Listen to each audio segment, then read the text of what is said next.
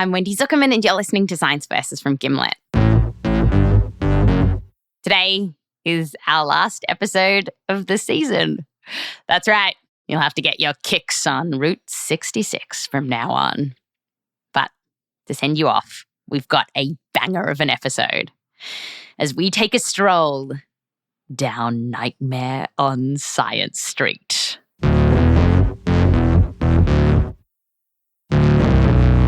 Okay, it's a dark and foggy night. And you're lost.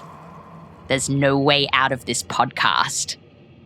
Except, of course, my way. For this episode, the team here at Science Versus is bringing you a collection of tales that we've gathered from the scary side of town. We've got it all.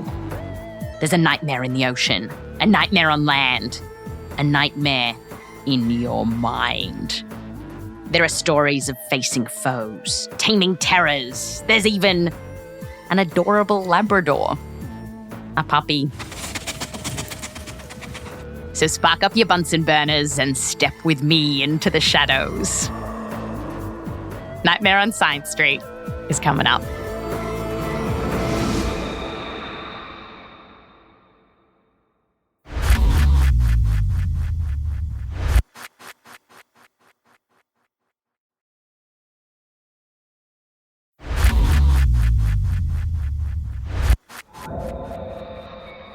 Welcome back.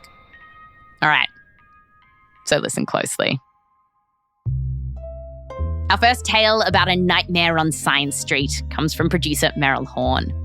It's a story of someone who tries to escape from a world of nightmares with only the power of her mind.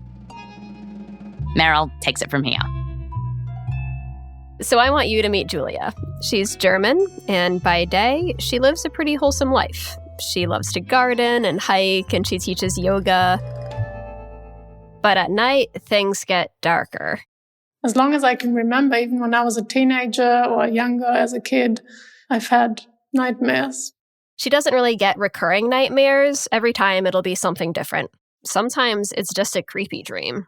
And sometimes I would just dream of someone that I hardly know standing naked beside my bed, eating fish and chips or something like that, covering me in tomato sauce. And it would be just really nonsense dreams that are kind of uncomfortable because you don't want to be covered in tomato sauce in your bed by a person you don't know. But sometimes it's less tomato sauce and more blood. Julia's gone through phases where every night for weeks she'd have these horrible dreams. So it would just be any kind of violence you can think of. My parents having their head cut off in front of me and me watching, not being able to do anything.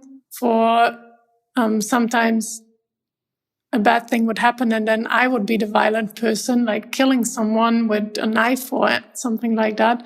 I'm often surprised by how much violence my brain can make up. How does it affect you the next day?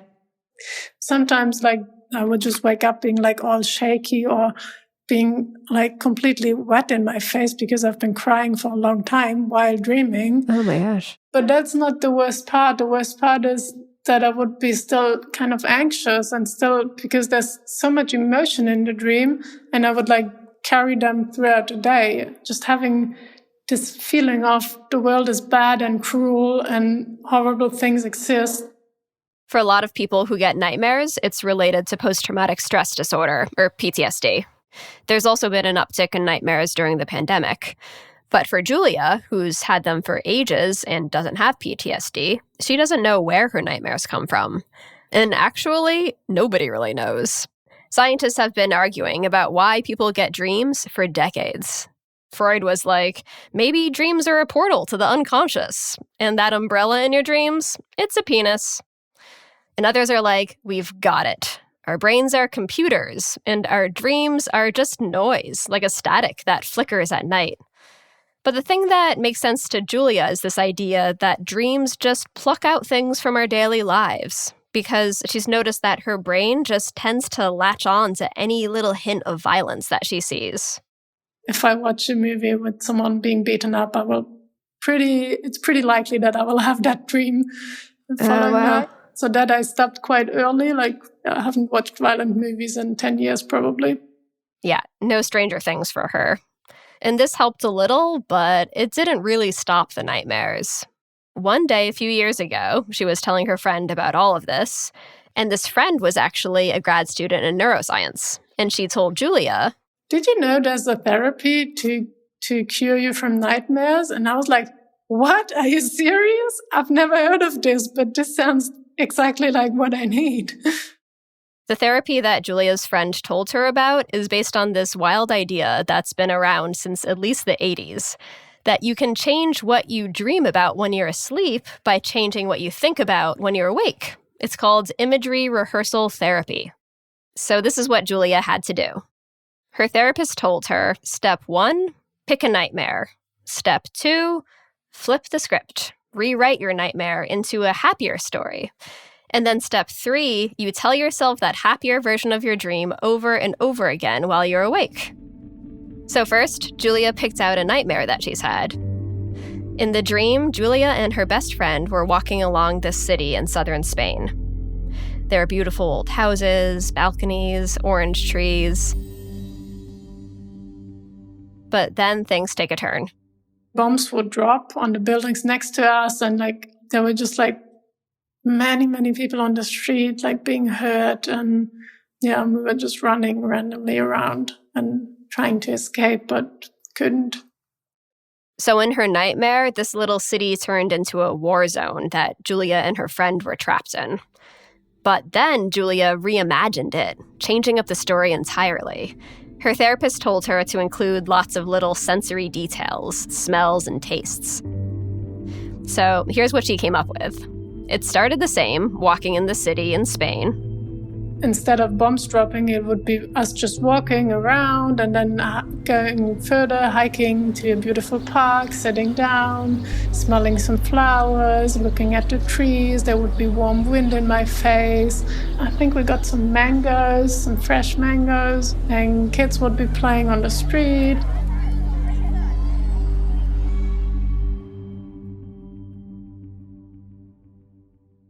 Julia typed up this nice version of the dream, printed it out, and then she read it to herself every afternoon for a couple of weeks. So for around 20 minutes every day, she'd picture this beautiful story really vividly. Her therapist told her that by running through this nice dream over and over again, she could maybe retrain her brain. But even though she was doing this day after day, she didn't really think it could work. I honestly have to say I didn't really believe in this.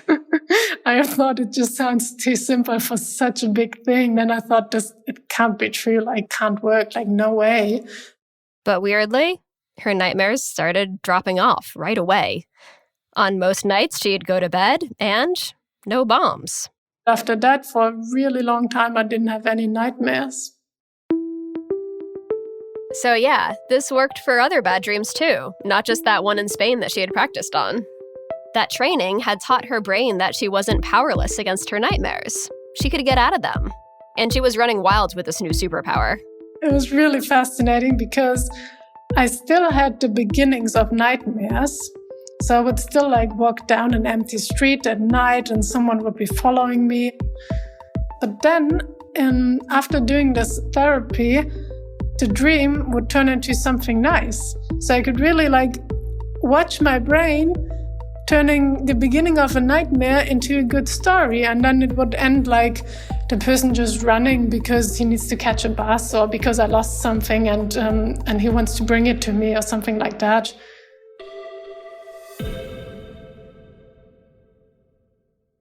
Zooming out, psychologists have been studying this kind of therapy that Julia got to work out how effective it is.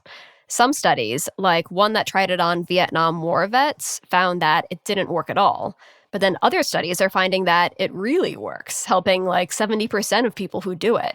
We're still figuring out what's going on here. But for Julia, it's been about 4 years since she did the therapy. And she still occasionally gets nightmares, but she feels better knowing that if they ever got really bad again, she has a way out. I'm still really surprised this works. And I was like telling all my friends, like, do you have nightmares? Did you know there's a cure?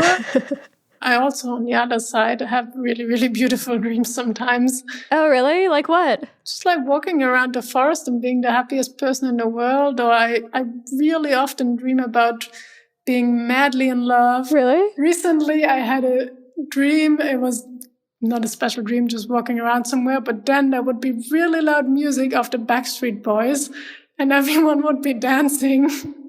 And then I woke up and I was just like, what? Did I really just have a dream with Backstreet Boys and dancing and having a lot of fun? And so Wendy, Julia was like, when I dream, I want it that away. That away. Yeah.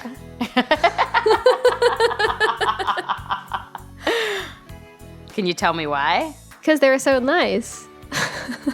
No, it's part of the Backstreet Boys. Tell me why. Ain't nothing but a heartbreak. Right, exactly. Thanks, Meryl.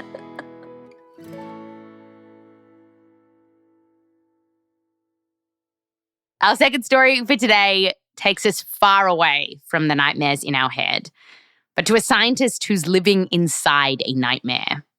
This story came to us from producer Ilya Kolmanovsky, and he told us about this amazing scientist that you're going to hear from. So late one evening, me and Ilya called her up. And Ilya tells the story from here. Dr. Olga Shpak studies bowhead whales out in the far east of Russia, in the Okhotsk Sea. And these bowheads were heavily hunted, and by 1960s, they almost died out. So Olga has been studying the ones that are left, trying to count them to see how many bowhead whales there are. But she told me, if you or I would see a bowhead breaching the water, you'd forget about science and be awestruck just by its sheer size. So this is a huge, huge animal. Imagine a large bus. Books say they reach 100 tons. It's like a dozen elephants. And Olga takes biopsies of these giants so she can ultimately ID each and every one of them. That means her day would begin with her jumping in this small inflatable boat with a crossbow. So yes, we do it, and we do it with a crossbow. We shoot an arrow with a special tip, with a biopsy tip, and the arrow penetrates the skin, but only the skin. And the arrow falls off, pulling off a teeny bit of the whale's skin. And then Olga goes in her little boat to collect it. So by now you should know two things. Olga is a badass who uses a crossbow for her research, and bowhead whales are some of the biggest and sturdiest whales in the world. It was hard to imagine how any animal could kill one, other than humans. But then, several years ago, Olga saw a bowhead whale get attacked in this really gruesome way. And at the time, she didn't know any researchers who had documented this before. So it all started in the summer of 2015. Olga is in her small inflatable boat in the Okhotsk Sea. The water is calm and blue. She and her colleague see a beautiful bowhead whale and move in close to get a biopsy. But then they see a family of killer whales. 5 or 6 of them, it's hard to tell. And you need to know that this bowhead, although it's just an adolescent, is much bigger than these killer whales, several times heavier. So it doesn't seem like the bowhead should be in trouble. But then suddenly, Olga notices that one of the killer whales is accelerating and it's heading straight for the bowhead. Huge, huge, huge speed. It rams into the whale. It's amazing. And they keep doing this time after time after time. They're moving with such speed that every time they ram into the bowhead, they flip over its giant body. And Olga realizes that they're ramming the whale at one specific place, the ribs, right behind the front flipper. It looks like they're trying to break the whale's ribs and puncture its lungs. And they do it. It's like you have no doubt that the ribs are broken. The whale was spitting out blood from its nostrils. The whale is fiercely trying to protect itself, and the only thing the bowhead whale can protect itself with is the huge and powerful tail. So the bowhead whale is thrashing its tail around, trying to whack the little bastards out of the way. Blood and blubber start seeping from the wounds. Yeah, of course we see the blood. I mean, when we are, sometimes we go 40 meters away. Of course we see the blood, the entire boat is covered with blubber. The killer whales keep ramming into the ribs of the bowhead, and when the whale is weak, they start biting it and pushing the whale down to drown it. The whale is losing massive amounts of blood and is having trouble breathing. And that's it. The hunt was successful. When the whale is dead and they started to eat it, they tear a whale apart. They tear the jaw, they eat the tongue, and feasted on it for several hours. What does it feel like being in the middle of all that? Exciting. Exciting? Well, it looks terrible, but just imagine how much adrenaline you get when you see this, and no matter how terrible it looks, it's nature, and it's very powerful. As a scientist, I must say it was exciting. Indigenous people in the Arctic knew that the killer whales could take down bowheads, and now Olga's team had filmed it so the world could see. But when you see it, you don't think that you're the first team of scientists that it's happening. You're just totally immersed in the situation. I just think now, we don't think much. We have too many things to do. So you're busy and excited and busy and excited.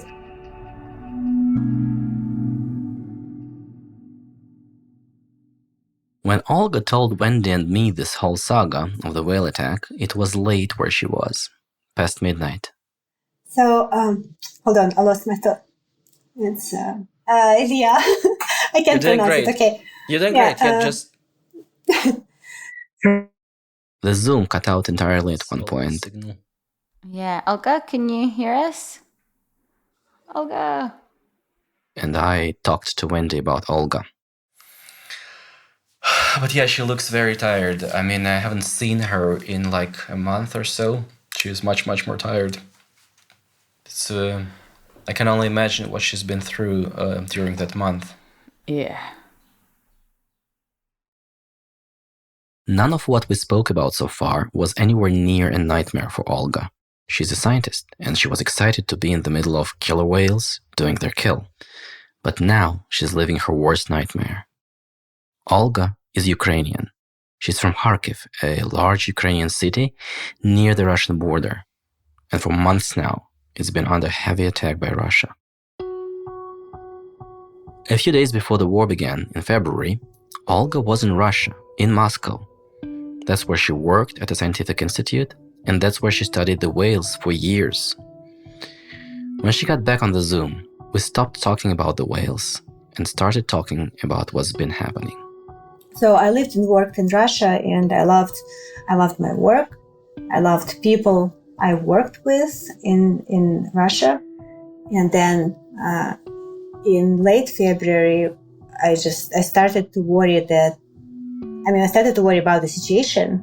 I just started to worry, and I started to go crazy. And on February 23, I came to Kharkiv to be with my mom if something happens. And we had wonderful family night, and then we all woke up at 5 a.m. on February 24. What woke you up? My brother's call. He woke up because of bombing, and he called me immediately to say the war started. He woke me up with the words, the war started. And this is when everything changed.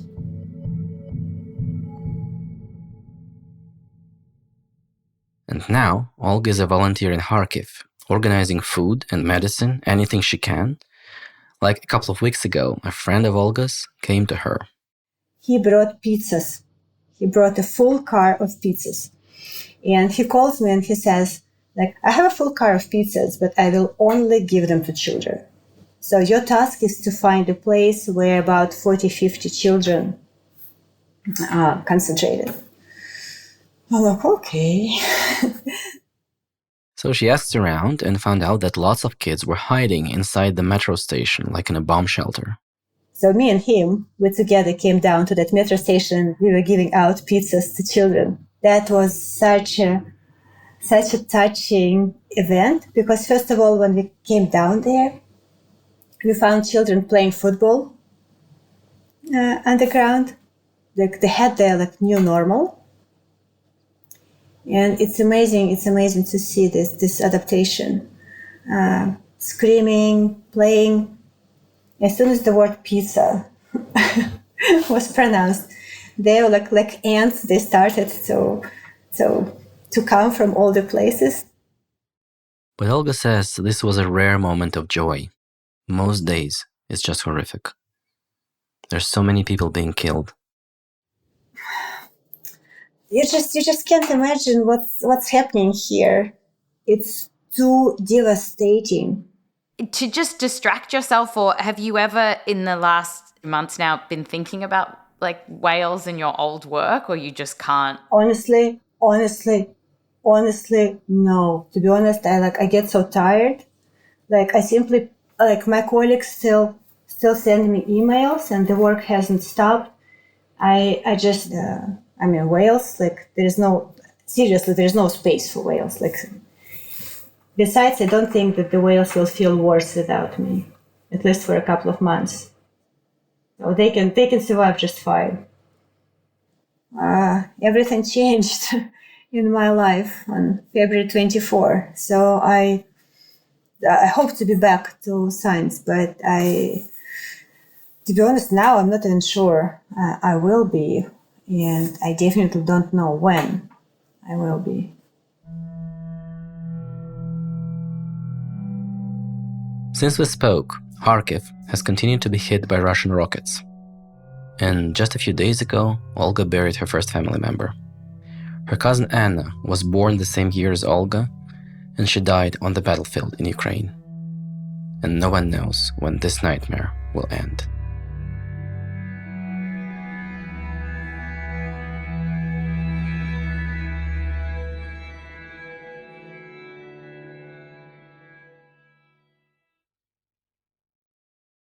Ilya Kolmanovsky is a science journalist from Russia. When the war started, he fled the country. He hosts his own podcast called Naked Mole Rat, which is in Russian. After the break, a stranger in leopard print confronts an adorable puppy. And things go sideways fast.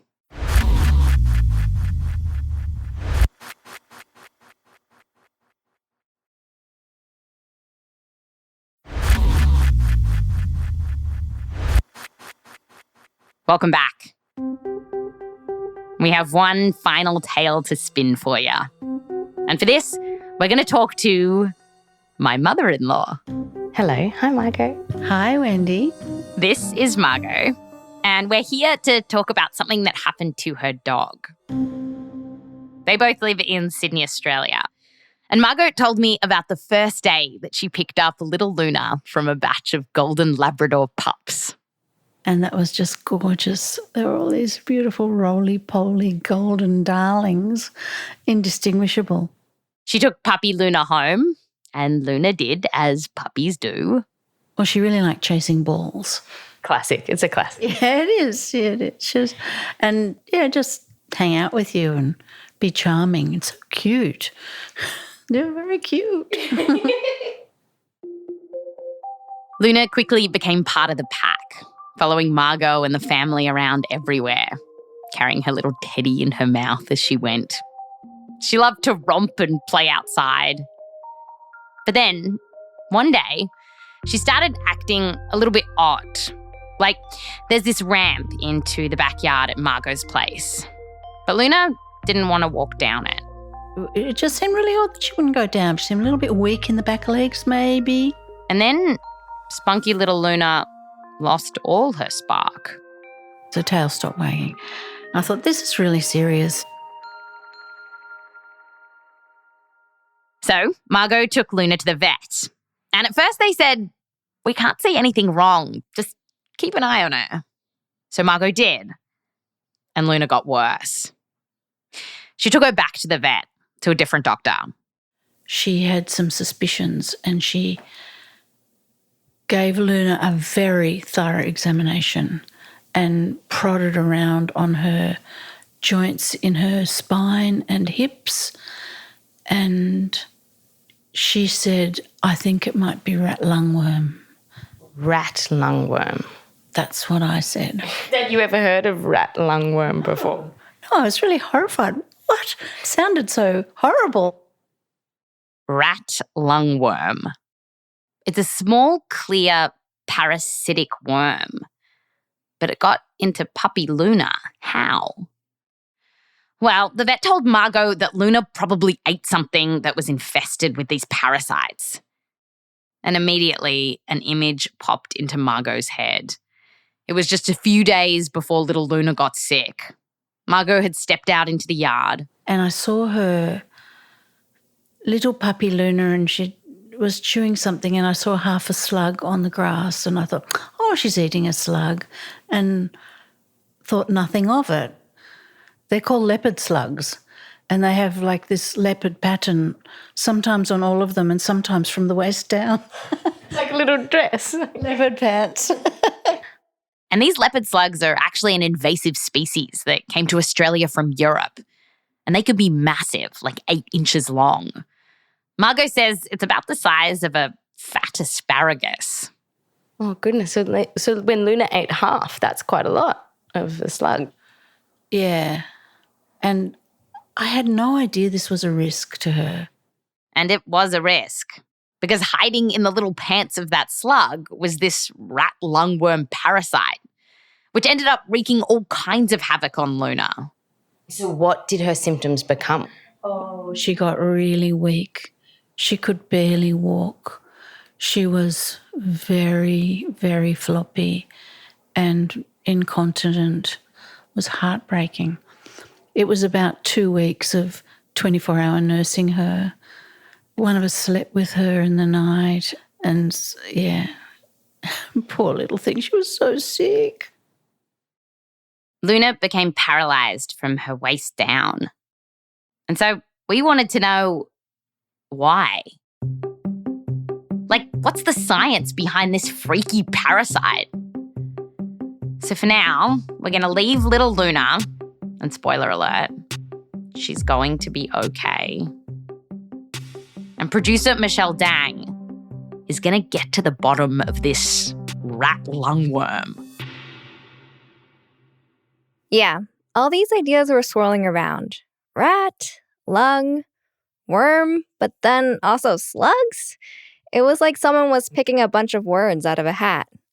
And I was super curious. What were these things doing to Luna? So I found a scientist who's an expert on both these parasites and slugs. And right away, she blew my mind. Slugs are in fact snails. They're just different degrees of this shelllessness. So there are some snails that have no shell. And then there are also snails that have internal shells. This is Jaynee Kim. She works at the Bishop Museum in Honolulu in malacology, which includes snails and slugs. And yeah, only once in a blue moon will you hear a malacologist like Jaynee say the word slug. It just slips out sometimes, but yeah. Okay, so let's get to the stuff of nightmares. The little rat lungworm parasites lurking inside the slug, which ended up in Luna. The first thing you need to know is that from the parasite's perspective, Luna was actually an accident. The parasite did not want to end up there. To explain why, let's rewind the clock. Back to our slimy guy exploring Margot's backyard. Luna. This time, instead of Luna eating the slug, let's imagine that a rat ate that slug up.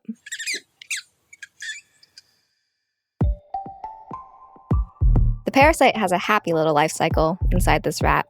It actually makes babies that will hatch inside the rat's lungs. And the larvae are coughed up by the rat and are swallowed and excreted in the feces of the rat. Then Wait, I back you up too. Did you say that the rat coughs up the parasite? Yay. Yes. It's kind of gross. It's like it has something in its throat, right? Or in its lungs. So it's like coughing that up.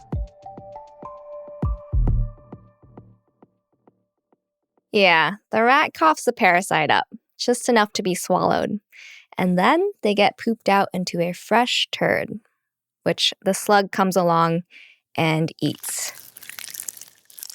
And to a slug, this turd is a tasty treat. A lot of snails are detritivores, so they're like the garbage men of the forest, I guess. So they'll eat like leaf litter and things on the ground and decaying plants and also poop. So the slug eats the poop, because that's what they do. They clean up the forest floors. And oddly, the parasite also needs the slug for its life cycle. It grows up there, graduates from parasite high school. And Jaynee's found that slugs can get pretty infested with these parasites. We found that there could be up to millions of parasites in a single specimen. Wow, that is a lot. Yeah, and when we found that out, it was just like, oh my goodness, this could be really bad for somebody if they ate this. Really bad for somebody, or somebody's dog, like Luna. While rats seem to tolerate this parasite pretty well, possibly because they evolved side by side, when dogs get infected, they can get really sick. The parasite can travel into their central nervous system and get stuck there. For reasons that scientists don't fully understand, the parasite can't complete its life cycle. So one by one, the parasites just die. And when the parasites die, it can cause an immune reaction, and that can lead to swelling and inflammation in the brain. This is what was happening to Luna. The parasite caused inflammation in her nervous system, which made it hard to walk. That could be what made her all floppy. And this can happen in humans too. Sometimes people eat raw or undercooked slugs and get sick. There have been over 2,800 documented cases around the world. And it can cause some pretty awful stuff: vomiting, nausea, nerve damage, and paralysis. A young man from Margot's area in Australia ate a slug as a joke and was paralyzed for 8 years. He ended up dying from it. And while this disease is rare, since scientists have been tracking this parasite, they're seeing it in more and more places. Jaynee's worried it might get worse with climate change because the parasite seems to survive better in warmer and wetter places. Over in Australia, one paper found that they've been seeing more of this disease in dogs in the last several years, which takes us back to Luna. Like we said, the reason she was so sick was because her immune system went into overdrive, responding to all those dead parasites in her body. So the vet gave her steroids to help tamp down that immune response. And it worked. Margot told Wendy that Luna gradually became stronger. And I knew things were really good when the tail started wagging again. Yeah. What does Luna look like now? Oh, Luna is beautiful. She's robust, cheerful, curious, lively, extremely confident, knows no fear, naughty. But she still eats slugs. It's heartbreaking, Wendy. Really? Yeah. So Luna keeps eating. She hasn't learned her lesson? No, because dogs don't do cause and effect really unless it's instant. And yeah, often when she's eating something, I want to get it out of her mouth. So unfortunately, she's learned to swallow very quickly. if I come at her with that look. What are you eating? But I'm training her now to, if you give me that, I'll give you a better treat. Hey, Luna. I've got a biscuit. Sit. Good girl. Wait. Luna, find it.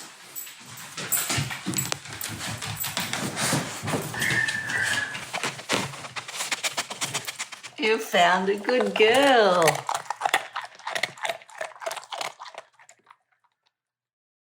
So that's it from us. We've taken our peek down the nightmare on Science Street. Thanks for coming along for the ride. Hello, Blythe Terrell. Hello, Wendy Zukerman.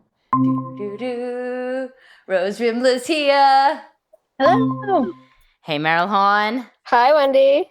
Courtney's here. Courtney Gilbert's here. Hey, Wendy. Where's Michelle? Where's Michelle? Hello. All right, team. It's our last citations for season 12. Dun, dun, dun. Let's make it a goodie. How many citations in this week's episode? 96. 96. If people want to see these citations, where should they go? Click on the link to the script In the show notes. I like that. That was beautiful. Michelle, on Instagram this week, what's going on? So there's going to be a really cute roly-poly Labrador, and there's also going to be some really pretty snails from Jaynee. They're very pretty. So if people want to see them, it's at science_versus. If you want to keep in touch with the show while we're out, you can tweet me at Wendy Zook. And now to finish us off, Blythe, what have we got? You are about to hear some of our very favorite moments from this season. Enjoy. How do you feel about being my trusty sidekick? I feel emasculated. I'm smiling. I do feel some tingles. I feel really good. The closest thing I can think of is like goosebumps, but it's not goosebumps though. It's something different. Oh, that is who I wanted. Like, that's who I am. Were they saying happy birthday? They sang Mazel Tov. Is it like poop at that point, or is it something different? It's more mushroom soup, I would say. This is the most obviously incontrovertibly deliberate fraud I've ever seen. You listen to your own podcast. Cell phone there, Wendy. You and your mom. So she was here. She definitely made her voice heard. How would she feel? I think she'll be quite happy we're talking about her today, if you ask me. Thank you so much for listening and laughing with us. We love making the show and we couldn't do it without you.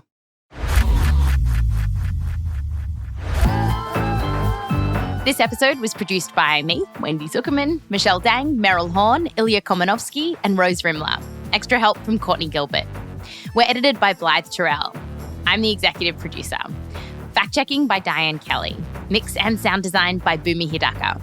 Music written by Bumi Hidaka, Emma Munger, Bobby Lord, and SoWylie. Our amazing Barbershop Quartet is Bobby Lord, Peter Leonard, and Austin Mitchell. Also, our Neil Young impersonator from earlier this season was Bobby Lord. If you don't know what I'm talking about, go and listen to our episode about the Joe Rogan Robert Malone interview. Thanks to all of the researchers we got in touch with for this episode, including Katharina Lüth and Dr. David Wyler. And a special thanks to everyone who helped us out this season. Rasha Aridi, DelRose, Ekedi Fausther-Keeys, Jack Weinstein, Chris Suter, Ingrid Gilbert, Kayla Stokes, Lonnie Ro, Christabel Nsiah Buadi, the Zukerman family, and Joseph Lavelle Wilson. I'm Wendy Zukerman, and we are going to fact you in September. Hear you then. Like rather than see you then, hear you then. Doesn't really work.